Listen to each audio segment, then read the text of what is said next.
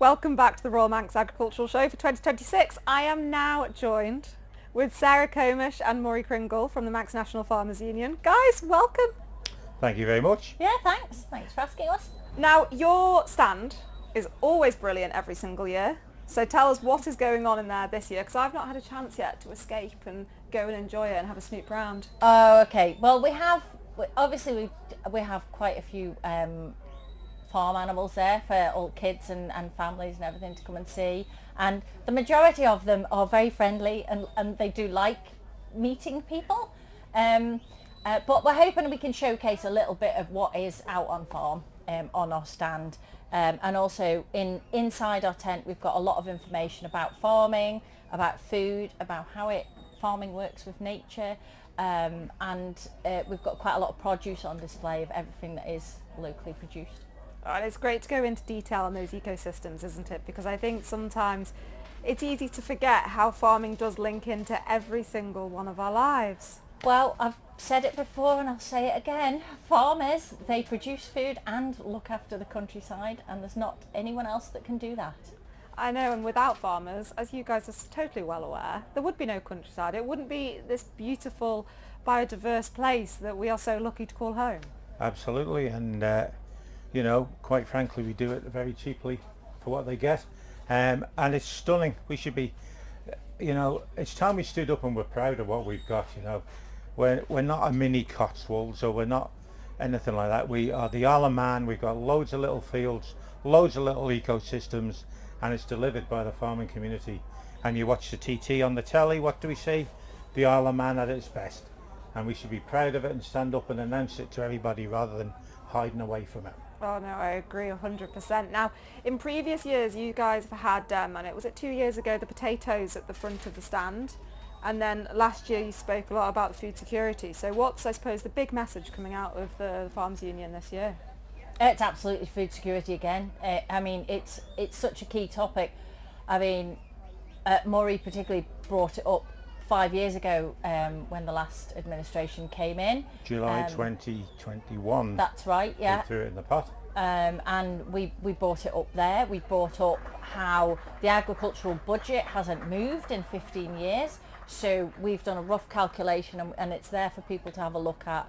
And it's only a rough calculation, but we would say that the agricultural budget is probably over £6 million adrift of where it should be. And you've got to remember what that budget is there for.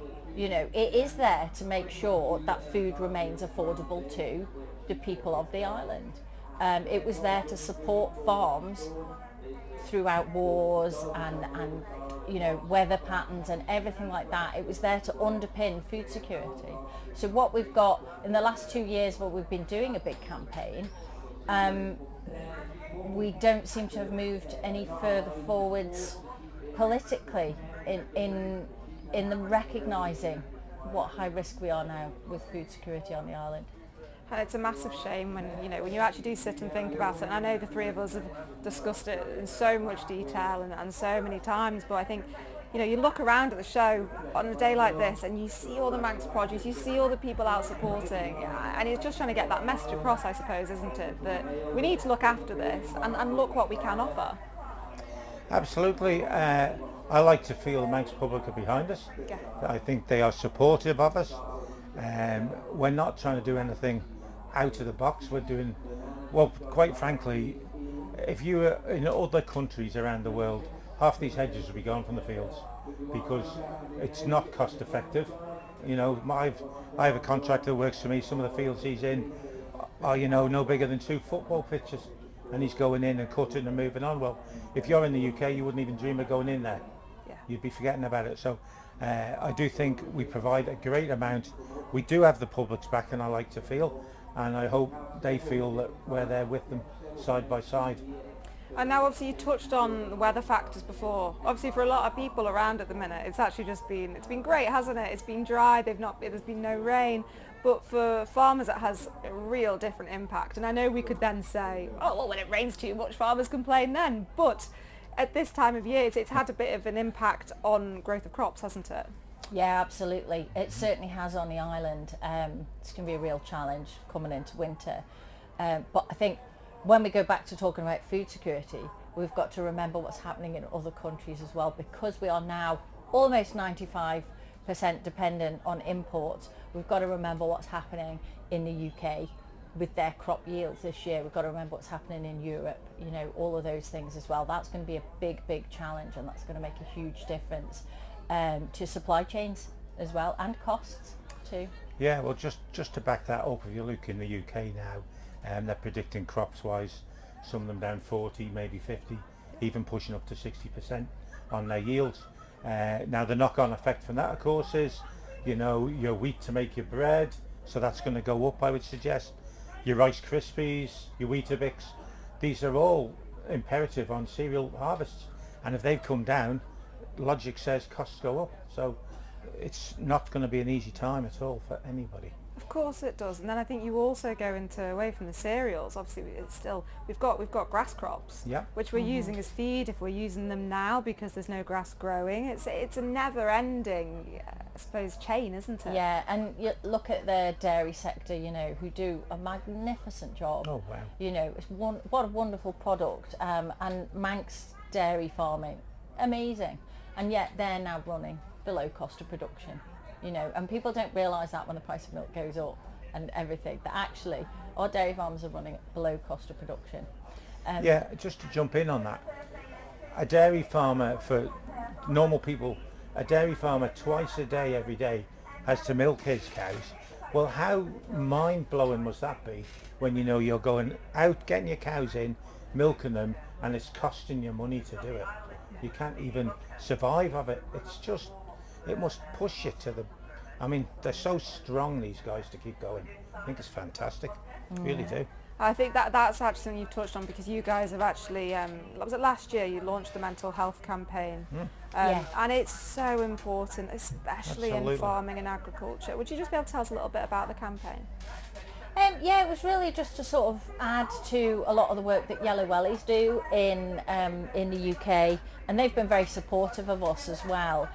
And just recognising that, you know, one, farming's a lonely job, and there's a lot of responsibilities on your shoulders when you're farming, a lot, and it puts a lot of pressure on, and it's traditionally, I guess, farmers don't really want to talk about that stuff, but you know, as we've done the campaign and as we've made connections with different groups and organisations, you know, it's becoming I hope it's becoming a much easier thing for people to talk about and to share stuff that they're going through, and to understand that other people are going through it too, and they're not on their own, and we would like to offer them support in whatever shape that comes. I know, I think sometimes, you know, I think the world is changing when it comes to mental health, isn't it? So many more people can talk about it. You know, it's actually a very strong thing to be able to talk about your emotions and how you're feeling, and absolutely making it a more welcoming place. Because as you say, farming is, you know, I've grown up in it too, and it's one of those where you sort of, you know, you get on with it, and it's sort of, you have to crack on. But being able to talk about it is such an amazing thing to be able to do, and to support those people going through it. Yeah, and you know, I think people farm because they absolutely love it. You're not there for the money. Yeah, you're certainly not there for the money, but they love what they do. They're very proud of what they do, you know, and I think sometimes we don't celebrate that enough, you know, that we should all be proud of what Manx farmers do. It's really important, but that pressure does, you know, that does build, you know, there's a lot of financial pressures, but also that responsibility for your livestock, for your crops, everything like that, you know, it's a lot of weight to carry, and I think that is something that needs to be recognised a lot more within the industry as well. And for people that are coming down to the show this weekend, where can they find you, and what can they, well, we've already spoke about what's in there, but where can they find you? So we're right by the I main think we're entrance. quite easy to find. Yeah. Well, hopefully people can spot us. There's some big NFU Mutual flags there, so we sit with the Mutual as our partners, and yeah, we've got a huge stand. It's hard to miss us. We've got shearing demos on today and tomorrow as well. Yeah, so come in and find out about all things agriculture. why the industry is struggling and what government should be doing about it, and come and share your thoughts about what you think government could do to support the industry better and protect our food security. I think that's the most important thing, is it's starting the conversation to people that may not necessarily be in the industry and don't quite see it from eyes that are within. So it's such a brilliant opportunity to be able to showcase what you guys do, why you're passionate about it, and why everyone else should be too.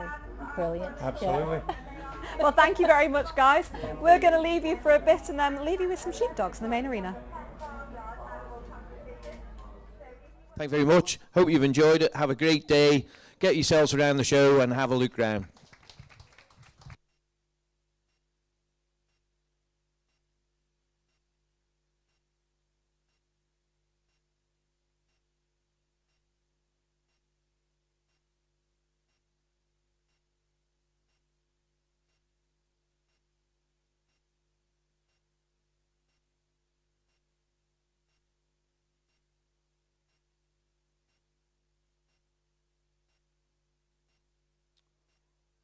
And wasn't that fantastic, folks, to see that, to see those dogs again on show? Absolutely brilliant. I love them every year.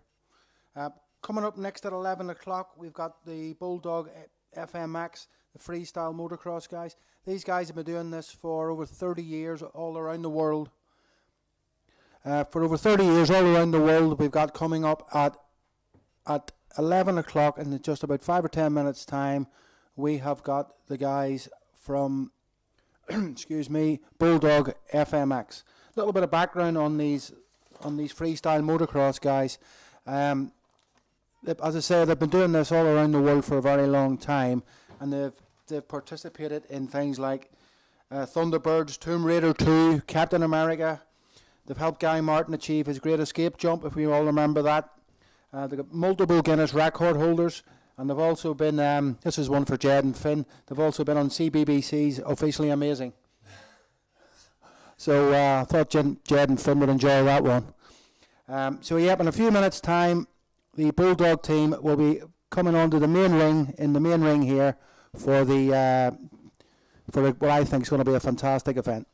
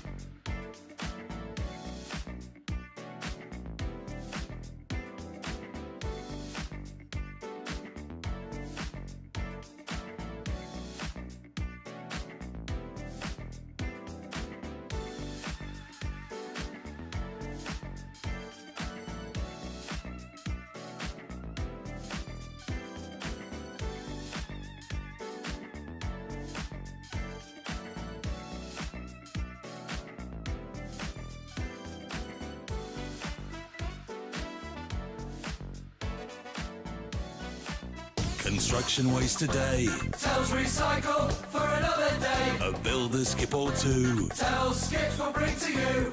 Call Tell Skips today. 677 137.